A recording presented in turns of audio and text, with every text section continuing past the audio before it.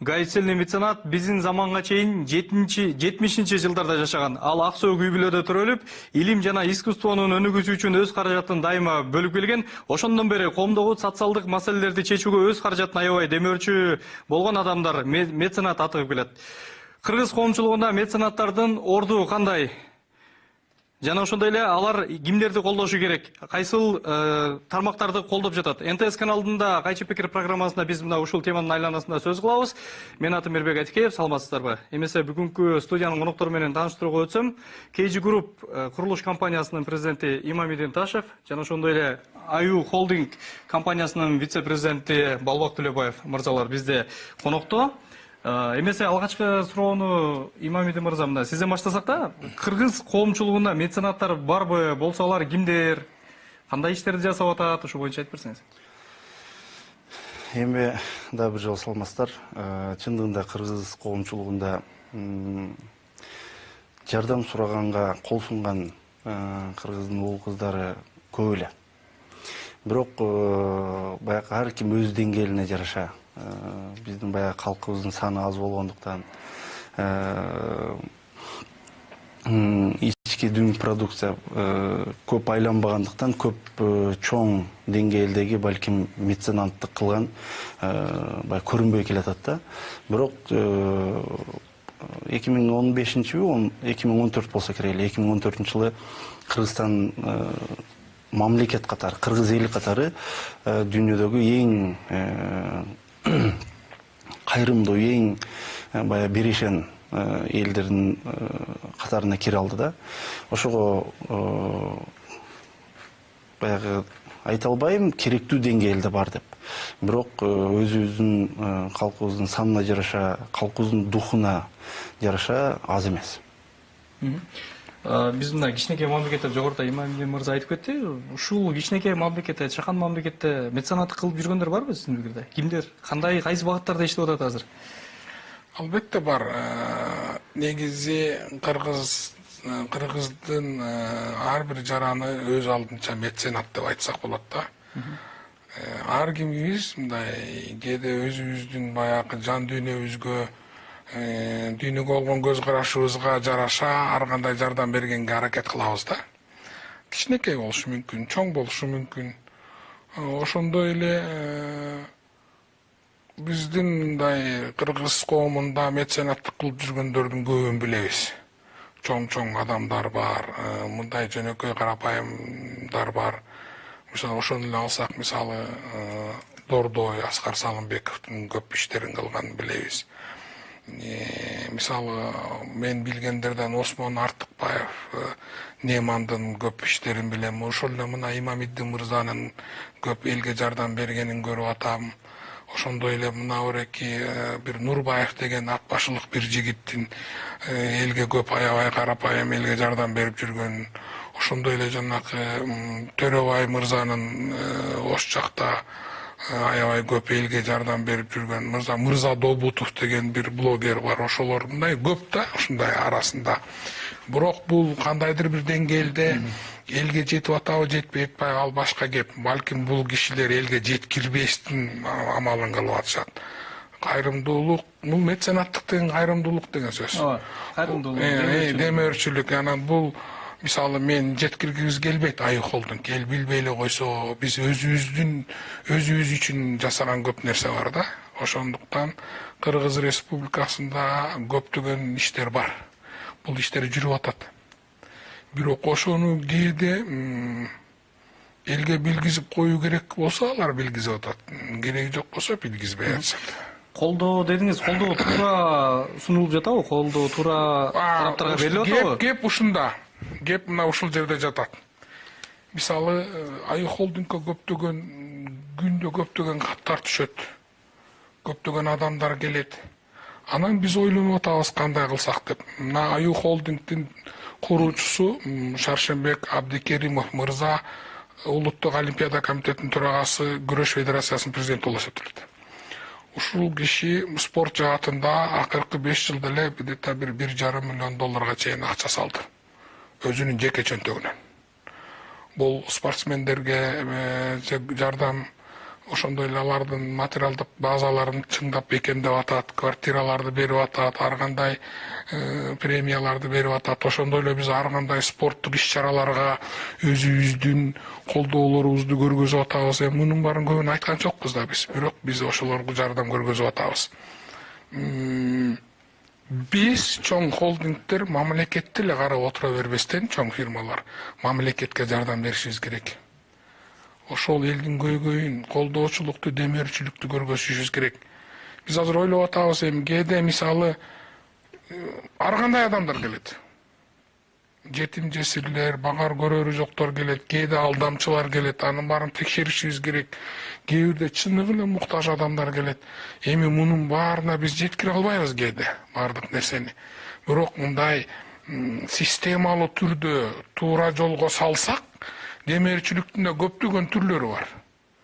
Булар жеке адамдарга демөөрчүлүк көргөзүү, коомдун жалпысына демөөрчүлүк көргөзүү. Мисалы биз ойлоп атабыз, мына Чүй боорундагы бардык райондордо белгилүү бир программа, кумтөр кылып аткан программанын негизинде жаштарга колдоо көргөзсөк, системалык түрдө аларга мисалы иш кылганды үйрөтсөк, биздин чаралар менен кандай иштей турганын билгизсек, аларга балык жегенди эмес, балык кармаганды үйрөтсөк, бул колдоочулук, демөөрчүлүк өзүнүн түп ордуна жетеби максатына деген ойлор да бар да. Анан кээ бир кишилер баягы жеке үй бүлөлүк кайрымдуулуктарына да карап, ошону текшерип туруп жардам берип атабыз. Мисалы, кээде мамлекеттик деңгээлдеги иш-чараларга жардам беришибиз керек болуп калып атат. Мисалы, мамлекетте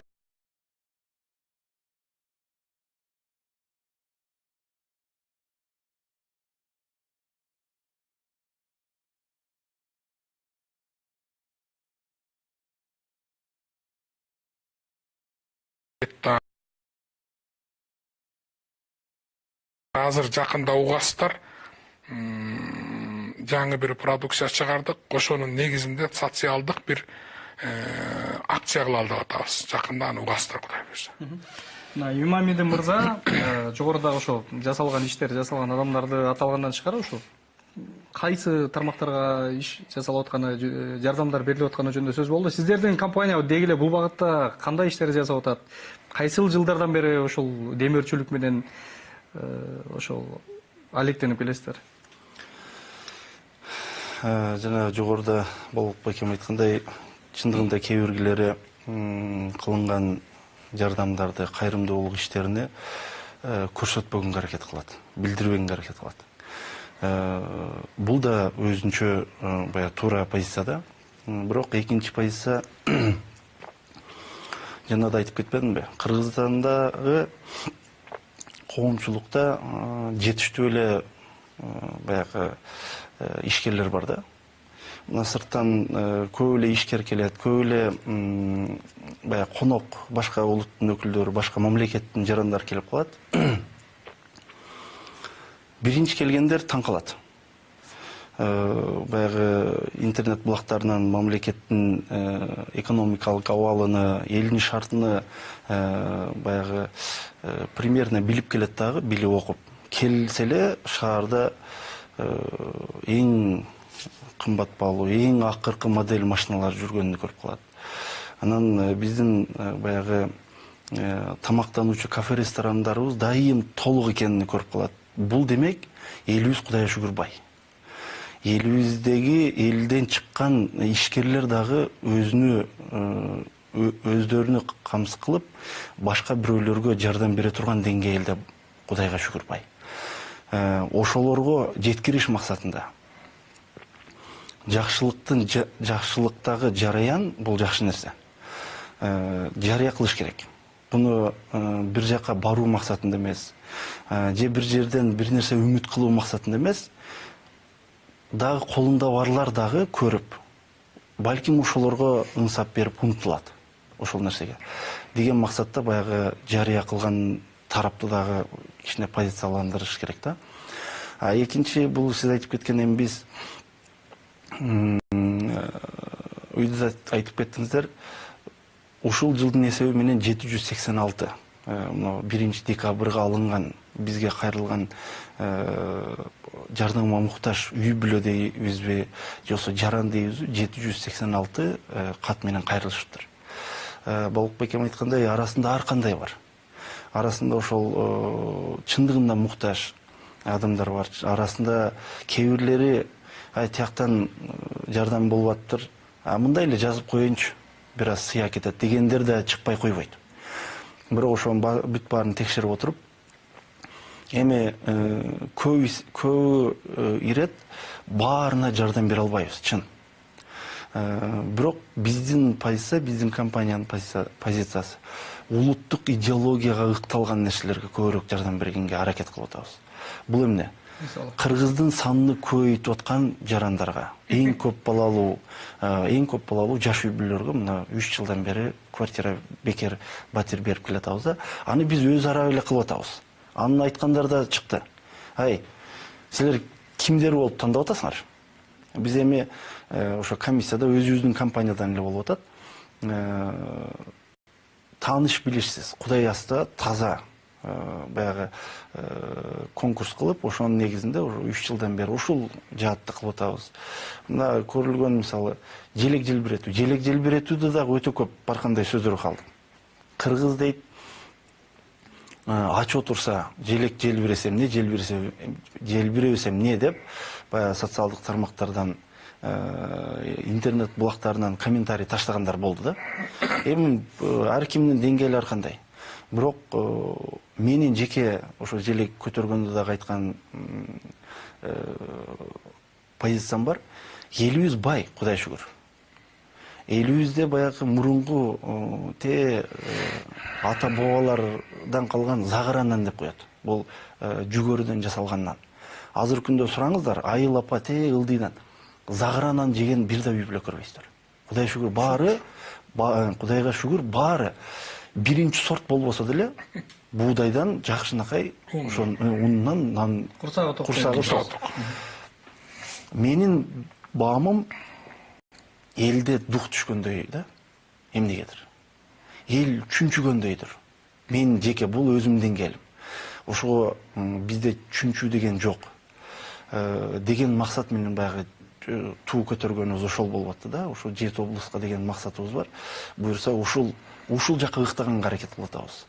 Анан Балыкбек айткандай, баарына эле келгендин баарына бере турган болсо, анда биздин пландар өзгөрүп кетет. Биздин күн сайын өсөлү деген программабыздан чыгып кетебиз да. Ошого баягы улуттук идеологияга бир үй бүлөнүн, 2 үй бүлөнүн или 5 үй бүлөнүн курсагы тойчу или баягы маанайы көтөрүлчү эмес, калың журтка кайсы жылдардан бери ушул тармакта негизи эле меценаттык менен алектенип келесиз? 2000 биз ушул курулуш тармагына киргенден баштап биз бир компания катары кылып келдик. Буга чейин дагы баягы жеке студенттерди мисалы биз Москвадан бери. Москва шаарында ошол Кыргызстандан барган студенттерге стипендия топтоп турчук. Ошо ишкерлер, Кыргызстандан барган ишкерлер ай сайын бөлүп, ар бирге стипендия кылып, аларга колдоо көрсөтүп, иш-чаралар кылып, аларды ынтымакка. Ошол жасалган иштин канчасы элге ачыкта, канчасы мындай сыр өзүңөр үчүн эле деп калат да, баягы Кудай алдында деп эле берип коет го мындай. Анан канчасын ачык чыгарасыңар негизи? Акыркы ошол биз компания болгондон кийин максималдуу түрдө ачык чыгарганга аракет кылып атабыз. Эмнеге? Жана да айтып кеттим. Биз биле албайбыз. Балким ошону көргөн 100 ишкерден бир ишкер өзүнчө бир ушундай бир башкаларга да ушундай үлгү болот. Ошого максималдуу ошол жарыя кылганга тарапташпыз. Сиздерчи, сиздер канча жардам берип келатабыз? Жогоруда атып өттүңүздөр, канчасы элге ачыкта, канчасы мындай ошо жардам берген адам менен ошо дем берүүчүнүн ортосунда эле калат? Эми калайык журт баары эле пикирлешип болуш керек. Аю холдинг Кыргызстанда биринчи чоң жеке мындай бир ассоциация болуп калдык. 40-ка жакын фирмабыз менен. Мурун аю десе элдин баары эле арак чыгарат, же пиво чыгарат, ушундай да ойлочу да, андай эмес. Азыр аюда курулуш сектору бар, айыл чарба сектору, мал чарбасы бар, финансы сектору бар, пахта өндүрүү бар, көптөгөн Кыргызстанда талкаланып калып аткан ишканалардын баарын ордуна калыбына келтирип атабыз. Кыскача айтканда мына азыр Араб Эмирлиги менен Катарга суу сатып атабыз. Азербайжанга уже продукциябызды сатып атабыз. Ирландияда заводубуз бар биздин.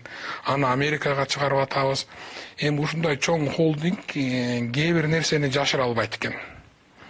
Мисалы биздин мындай кайрымдуулук же меценаттык деп айткан Саршанбек Шайлобекович Абдикеримовдун жеке көзөмөлүндө турат.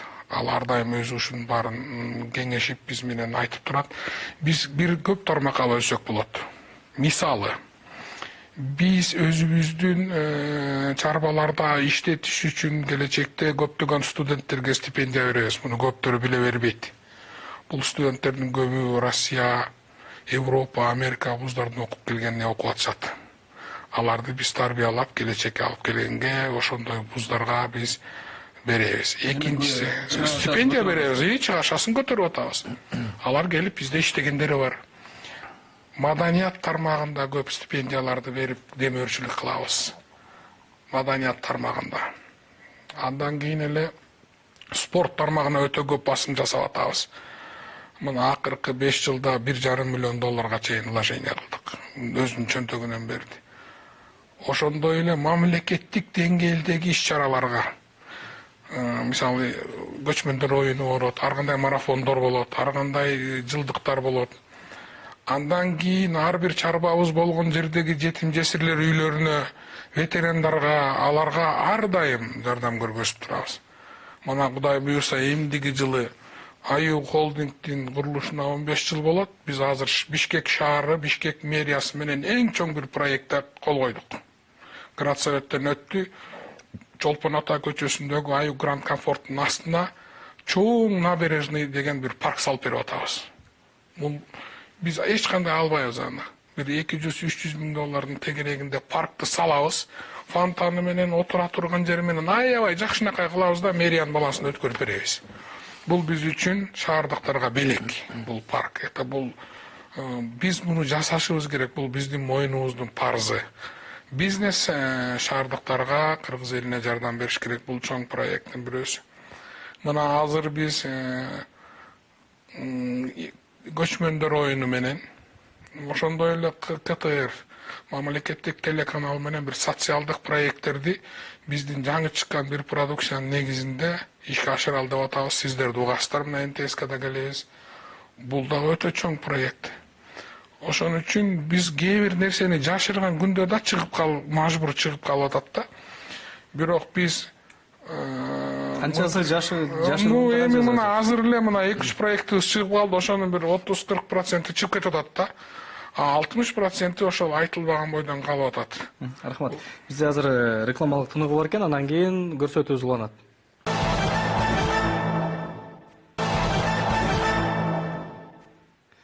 Азыр экөөңүздөргө тең суроодан, дүйнөдө олигархтар дейбизби, же болбосо бир акчалуу бай адамдар мындай ар бир тармактарда өзүнүн кызыкчылыктары болот. Мына биз кыргызстандыктар деле көп кызыгып, мына көпчүлүгү баягы мындай бул бир четинен спорт тармагына көп көңүл бурушат да, анан бир футболдук клубтарды сатып алып, анан аларды баягы бул престиж үчүн дейбизби, башка үчүн колдонуп келишип атпайбы? Анан ушул сыяктуу дагы проекттер, ушул сыяктуу баягы улуттук биздин спорт клубтарды өстүрүп чыгып, ошол эле футболдонбу, баскетболдонбу, башка да бир тармактар менен иштөө дагы алдыда пландар барбы? Бизде же балким биздин көк бөрү жана башка деген сыяктуу мындай өзүбүздүн небелер бар да.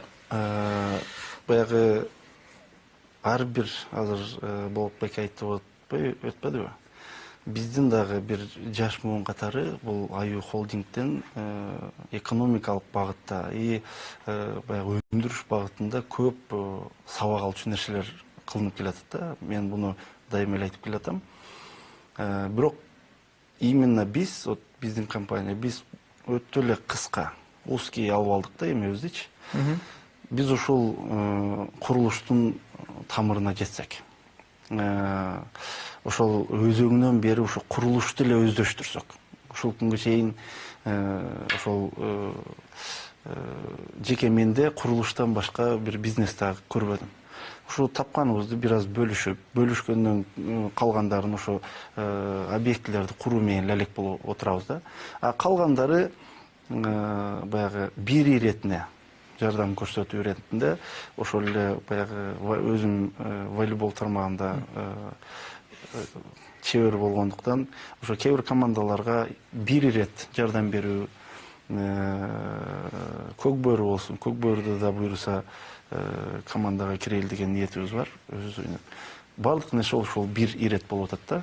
Анан спорт тармагында бир команданы кармап, баягы аларды көтөрмөлөө, аларга жардам берүү деңгээлине эле келелекпиз. Ошо курулуш тармагынан болгондо ошол колдон келиши улуттук идеологияга ыкталган нерселерге жардам берүүдөн башка.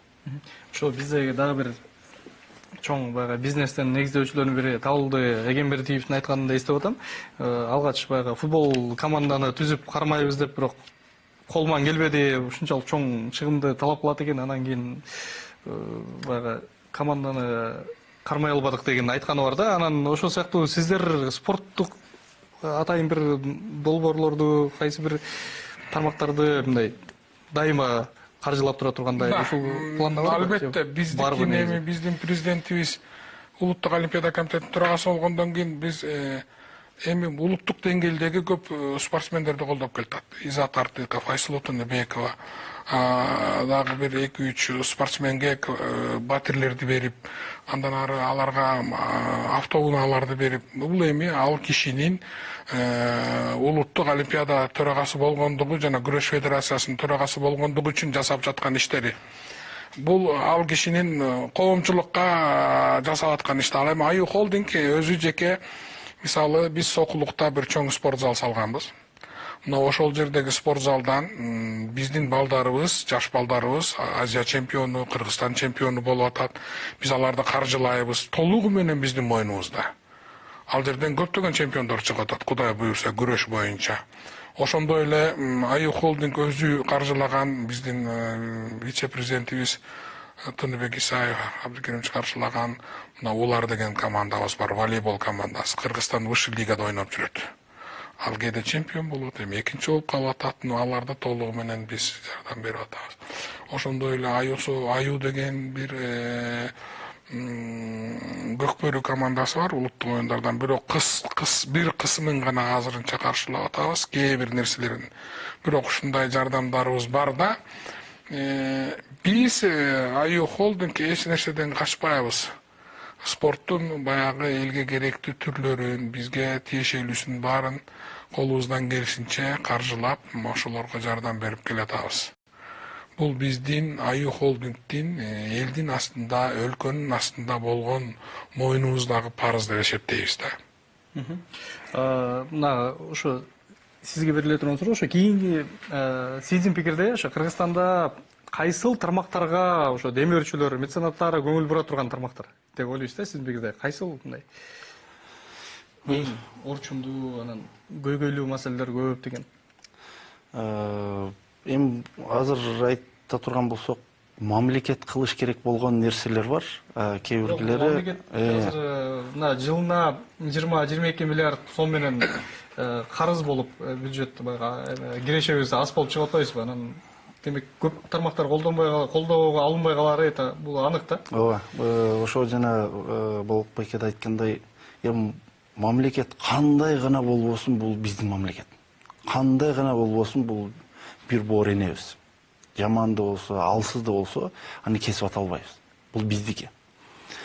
Эми ошол да кээ бир себептерден балким баягы керектүү деңгээлде карай. Бул да баланс болушу мүмкүн. Кээ бирде баягы айтып атпайбы, көп бизде байлар бар, байлыгын көргөзбөгөн. Байлыгын чындыгында билгизбеген. Баягы Европа өлкөлөрүндө, же болбосо өнүккөн өлкөлөрдө баары декларацияларды ошол кылыш керек болгондугу үчүн кылып, баары каймактын үстүндө эле көрүнүп калкып чыгып калып атпайбы? А бизде андайлар жок чындыгында. Ошого бул да баланстыр. Мамлекеттин ошол жана сиз айтып кетип аткан алсыздыгы бул бизнесмендердин баягы чыккандыгычы. Ошого колдон келишинче менин жеке позициям элди аң сезимге чакыруучу, элге аң сезим берүүчү бул мугалимдик, бул педагог, бул баягы аң сезим көтөрүүчү, окутуучу тармактагыларга жардам берүү. Андан кийинки ошол кыргыздын денин сак карма берчү, ошол медайым врачтарга жардам берүү. Андан кийин ошо Кыргызстандагы бир тартипти орнотчу ошол күч түзүмдөрү 3 позицияга катуу колдон келишче баягы меценаттык или кайрымдуулук или бир жагынан жардамдашуу кылууга муктаждык азыр 3 багыт менин деңгээлим. Албетте баягы деңгээл өскөн сайын ушул биздин деле ушул компаниялардын экономикалык абалыбыз өскөн сайын мен ойлойм бул деңгээлге дагы кээ бир багыттар кошулат деген үмүттөмүн. Алдыда ошол тармактарда азыр иштеп атасыздар да? Албетте биз ошол эмне иштерди жасадыңыздар? Биз ошол 216 батирлүү комплекс курганбыз.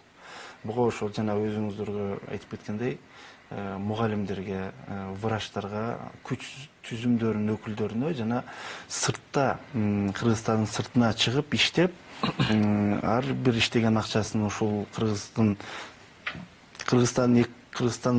мамлекетине экономикалык дагы, социалдык дагы түздөн түз баягы пайдасын тийгизип келаткан мигранттарга деп 4 багытка ошол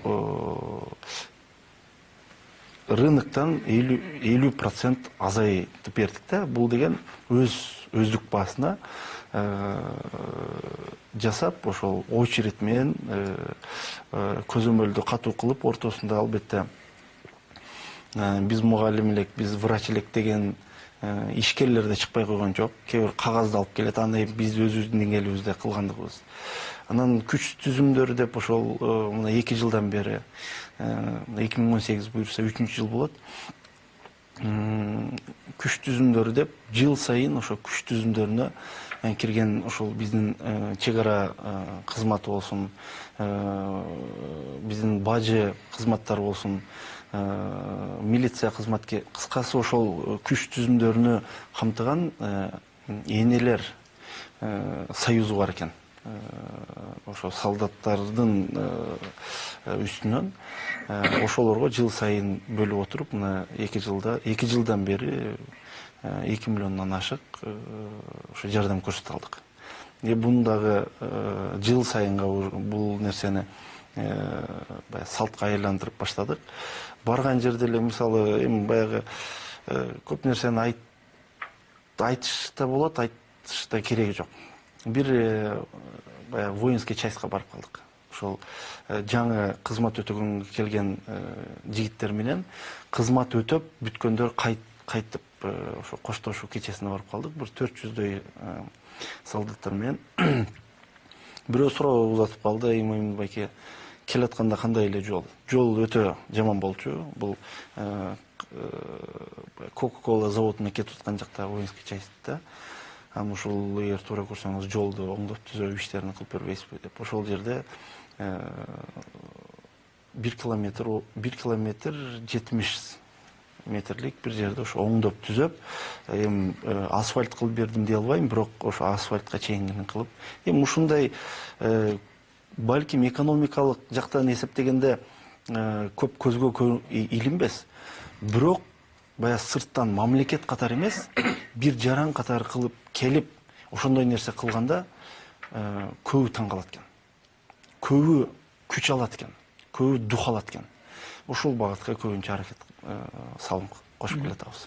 Анан бизде азыр көбүнчө акчалуу компаниялар жана башка нерселер спорт тармагына көп көңүл бурганын айтып келишет да. Бул газета, журналдарда, интернеттен деле көрөбүз.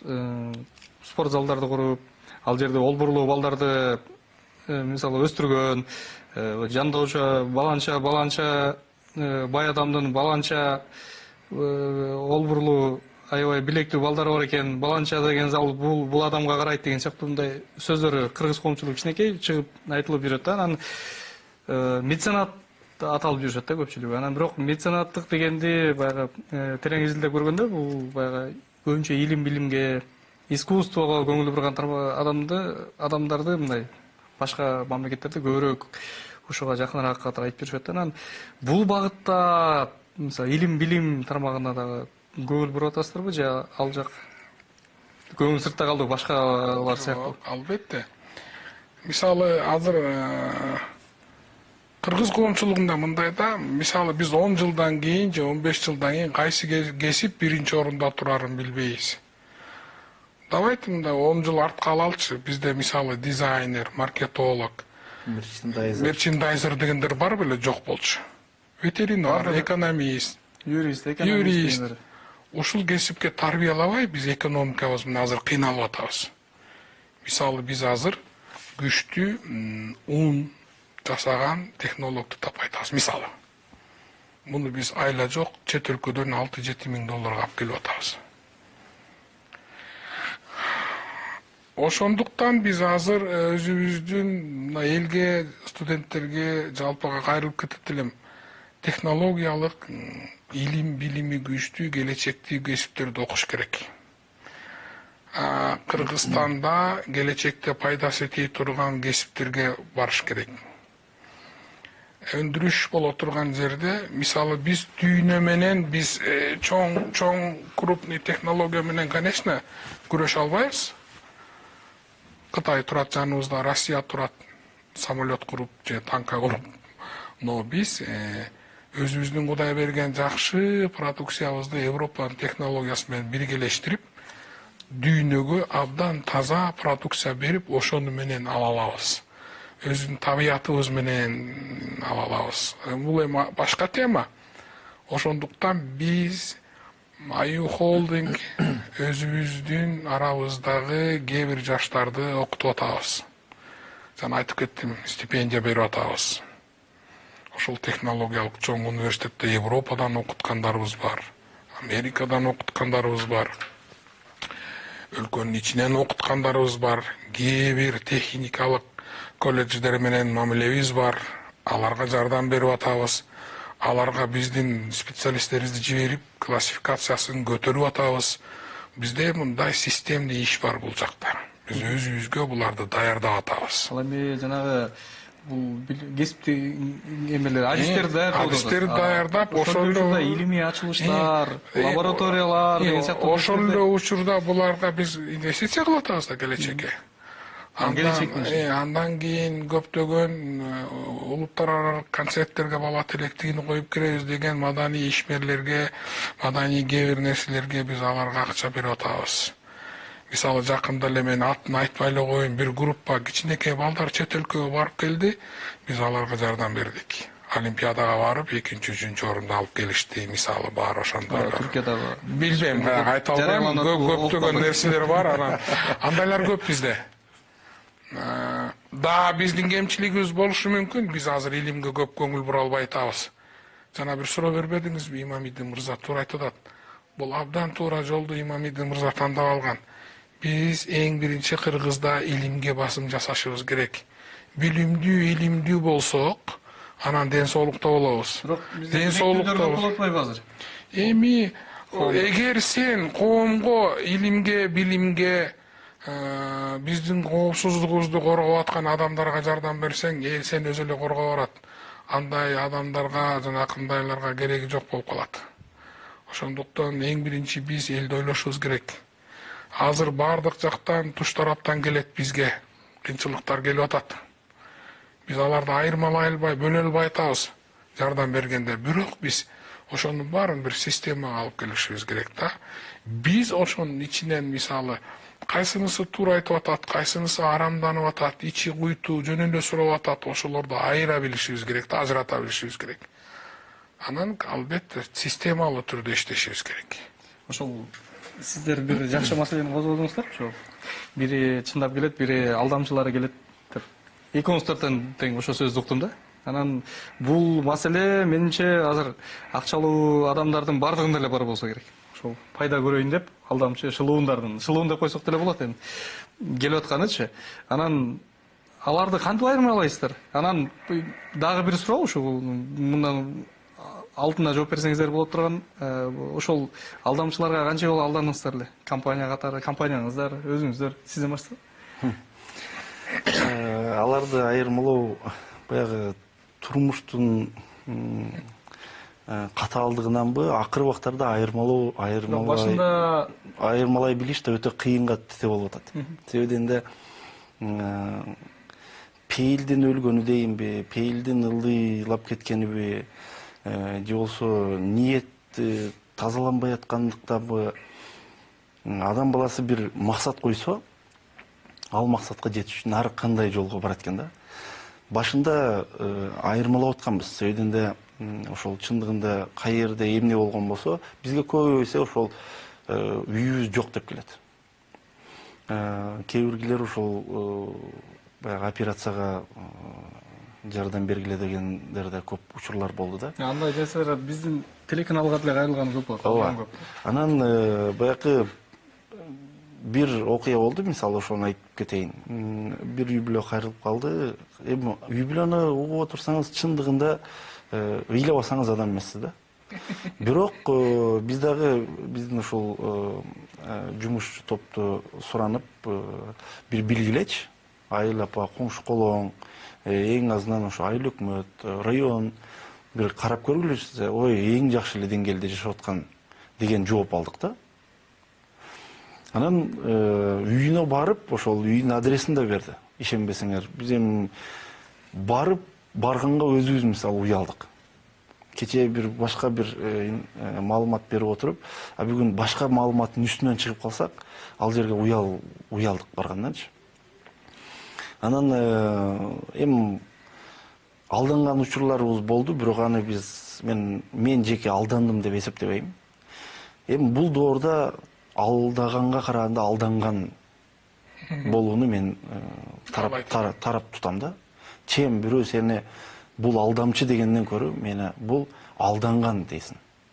Бул мен үчүн чоң мааниге да. Сиздерге да мындан куру болбосоңуздар керек анан. Анан кантип айырмалайсыздар? Мен мына Аю холдингте иштеп атканыма 4-5 жыл болуп калды. Башындагысын билбейм, бирок бизде бир система отурган система бар да. Биз Аю холдинг ар бир айылда өзүбүздүн өкүлчүлүктөрүбүз бар. Ар бир жерде биз бат эле текшерип коебуз. Текшере коюп, анан ошого жараша аракет кылабыз да. Анан биз азыр алданбайбыз деп ойлойм. Себеби биз аны текшерип, биздин мындай службаларыбыз аябай күчтүү иштейт да, кызматтарыбыз. Эми мурун болсо керек, билбейм, бирок азыр Кудайга шүгүр алдан элекпиз да. Бирок эми бул биз чын эле билгибиз келет. Ушул адам ошого муктажбы, муктаж эмеспи? Чын эле. Андай көп адамдар бар, Имамиддин Муса туура айтат. Мага келген Имамиддинге да барат. Башкага барат, ушунда 10-15-20 барат, на всякий случай бирөөнө сөзсүз чыгат дейт да. Ошондуктан биз системага түргө алып келишибиз керек деген сөз ушул да. Демөөрчүлүк, эгер ошол адам кайра келбей турган болсо демөөрчүлүк кылыш керек. Одноразовый демөөрчүлүктүн кереги жок. Мисалы бир проблема, бир демөөрчүлүк боло турган болсо, мисалы ошол адамдын келечегинен кыргызга пайда тие тургандыгын көрсөк демөөрчү болобуз. Эгер ошол адамдын мындан ары ушул демөөрчүлүктү кылсам кайра ушул жолго түшпөйт, өнүгүп өсүп элге пайдасы тийип, коомго мындай пайда келтире турганын билсек гана демөөрчү болобуз биз. Эгер ошол кылып аткан демөөрчүлүгүбүз кыргыздын спорттун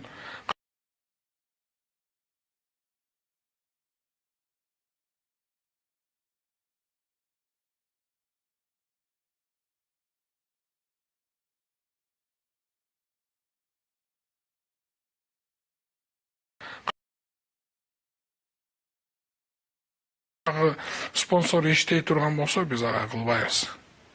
Ошондуктан биз муну терең изилдейбиз. Анан бир дагы бир нерсе айта турган нерсе, Имамиддин мырза деле билет болуш керек. Бизди каргайт. Деме бирөө келип акча бербей койсоң, сен ата тегиңе жеткирип кум тукумуңа чейин эмеле жакшы сүйлөп аткан киши каргап кеди уктабай чыгам мен. Демек милдеттүү дейле ысырап келет Силер мындайсыңар, силер тигиндейсиңер, андай мындай эмне гана сөздөрдү укпайсың. Интернеттен, Фейсбуктан сурайт. Кеде жооп бербей койсоң, же мындай жок десең, ата тегиңден эми айтпаган сөздөрдү айтат. Ошон үчүн мындай өтө жаман кээде акыбалда калабыз да. Ошондуктан эми биз ушул даражага жеткенден анын баарын көтөрүшүбүз керек. Айла жок. Коомду биз өзүбүздүн эмебиз менен эгер өзгөртө ала турган болсок, демөөрчүлүк берген акча менен ошондо гана Аю холдинг демөөрчү болот. Мисалы эң акыркы демөөрчү болгон нерсебиз мына Хан Манас дзюдо боюнча өткөрдү. Биз ага жөнөкөй мына суубузду бердик. Ал дагы демөөрчүлүк, ал дагы акча да, продукция. Биз билебиз, что ал жерге келген спортсмендер Кыргыздын келечеги үчүн, Кыргыз үчүн ушундай нерселерди кылып атат. Таза денеси чың келечек үчүн ушундай иштерди кылып атат. Анан башка түрдүү болушу мүмкүн эмес.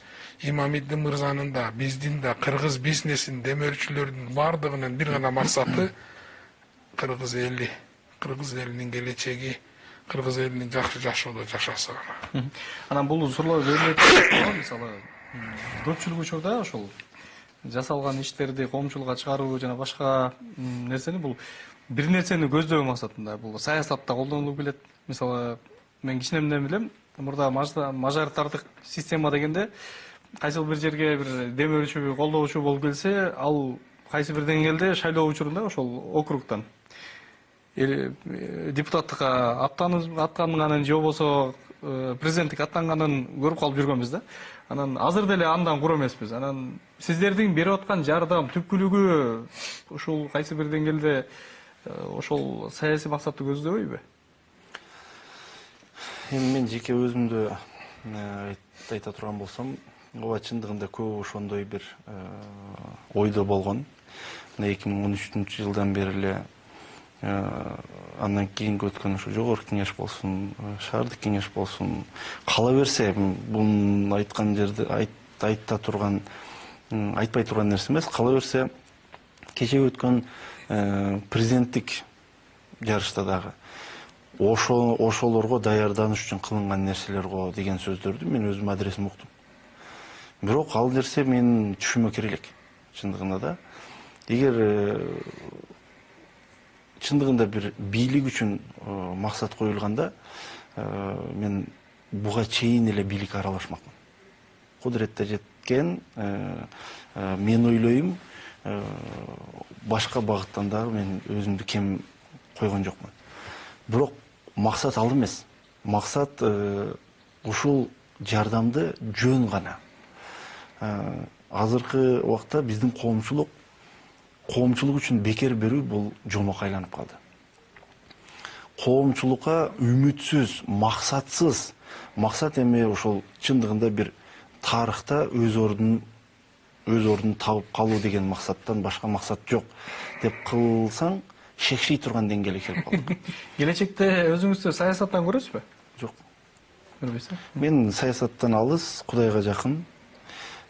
Ушул бул да болсо оомат. Бул бизнесмендик, ишкердик дагы болсо бул оомат. Биздин жалпак кыргыз тилинде айтсакчы, бул ооматты кармай билиш, ооматка жетүү бир кыйынчылык. Андан да кыйын. Анан ошол ооматты кармай албай, саясатка, анан же болбосо байлыктын кулу болуп алгандагы дүйнө коомчулугунда адам баласы аз эмес. Бирок позицияны ушундай коюп кала берсек, мен ойлойм, мына бүгүн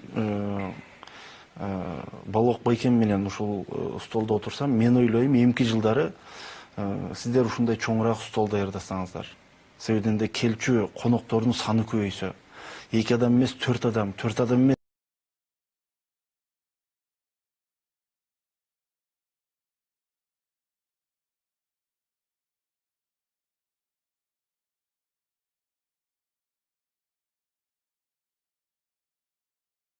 4 адам эмес деп коебуз. Бул сооп иштин да маңызы качат. А максаты жок. Чындыгында ушул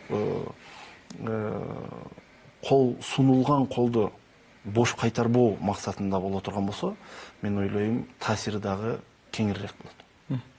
Ошол эле суроо сиздерге да, алгач байлык табат, байлыктан кийин бийликке умтулат деген кыргызда сөз эле болуп калат.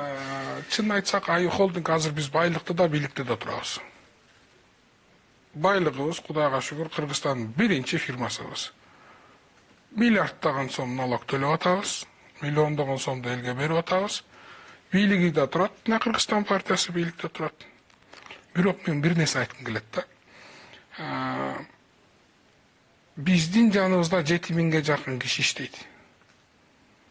Ал 7000 кишинин 4төн үй бүлөсү болсо, 200 миңден ашык киши иштейт. Биз биринчи орунда ушуларды, ушу кишилерди астыбызга коюшубуз керек. Алардын кызыкчылыгын ойлошубуз керек. Ошон үчүн биз Аю Холдинг бардык саясий күчтөр менен иштегенге мажбурбуз. Ошол 200 миң киши үчүн. Эртең биз куласак, биз банкрот болсок, ошол 200 миң киши кулайт. Ачка калат. Тамагы жок калат. Ошондуктан биз ар бир саясий бийлик менен, ар бир саясий көз караш менен иштешибиз керек. Мен азыр Аю Холдинг жөнүндө айткым келсе ушундай. Биз саясатты да, бизнести да чогуу алып барганга аракет кылып атабыз. Себеби биз элге заявление кылып алдык. Биз мындай кылабыз деп. Биз Кыргыздын келечеги үчүн, Кыргызстан үчүн иштеп атабыз, аракет кылып атабыз. Бизге ишенип койгула. Мына Имамидин мырза айтат ба, Кудай сактасын саясаттан деп. Жеке мени да Кудай сактасын саясаттан. Мага деле көп кызматка бар деген сунуштар түшкөн, көп кызматтарда иштедим, көп революцияны көрдүм. Бирок мен азыр Аю Холдингде кылып аткан ишим, Кудайга шүгүр, мен аябай сүйөм Аю Холдингди. Мен элге оокат кылсын, элге мындай жумуш орундарын таап берип атканга аракет кылып атам команда менен. Мен жалгыз эмесмин. Мына араб өлкөлөрүнө суу сатып атабыз. Мындай болду беле, болгон эмес. Мына Азербайжанга, Кавказга кирип атабыз. Мына Кытайга кирип атабыз. Биздин Кыргыздын продукцияларын чет эл. Мына Кудай буйрса Өзбекстанга киребиз жакында. Шаршембек Абдыкеримов дүйнөдөн тапкан акчасынын баарын Кыргызстанга куюп атат. Бүт тыштан акчанын баарын, иштен тапкан акчанын баарын кыргыз экономикасына куюп атат. Бул киши жеке кызыкчылыгынан өттү уже. Ал ошол жанакы 200 миң кишини ойлоп, эмне ойлоп атасыңар, жыргап эле ар жак бер жакта жүрөт. Силер аны менен бир күн жанында жүрүп көргүлө, кандай түйшүк. Күндө Фейсбуктан акча бербей койсоң, ата жотоңо чейин сөгөт. Энеңди, атаңды балекет, салекет. Күндө силер элди ууландырып атасыңар деп сөгөт. Жакпайсың. Бирок ишибизди кылып атабыз да. Биз төлөгөн миллиард сом элге кетип атат да. Мугалимдерге, бюджетниктерге. Ошон үчүн бизди жаман көрбөгүлө, бизди туура түшүнгүлө. Ооба, ишкерлерди албетте бул капиталисттик коомдо ишкерлерди колуна көтөрүп, анан аларды баягы мамлекетти, элди багуучу катары билсек болот. Бул Кыргызда байыртан болуп келген байлары, жакшылары элин багып, кошо алып жүргөн. Ошо эли багып, элди кошо өзү менен алып жүрүп, колунда жокторго жардам берип, тешигин бүтөп аткан ошол биздин ишкерлер аман болсун, сиздер дагы аман болуңуздар, бар болуңуздар. Бизнесиңиздер гүлдөсүн, мындан артыктагы баягы меценаттык иштер улана берсин деген негизде биз программабызды жыйынтыктайбыз. Биз урматтуу телекөрүүчүлөр бүгүн ошо меценаттардан жасап аткан иштери жөнүндө сөз кылдык. Албетте эми бул дагы көп убакытты талап кыла турган тема. Эмнеси болсо дагы ошо бүгүнкү ошо болгон нерсе менен талкуу кылганга аракет кылдык. Бүгүнкү программабызга KG Group курулуш компаниясынын президенти Имамидин Ташев жана ошондой эле Аю Холдинг компаниясынын вице-президенти Болбак Төлөбаев мырзалар катышты. Берүүнү мен Мирбек Айтикеев алып бардым. Кечиңиздер көңүлдүү улансын.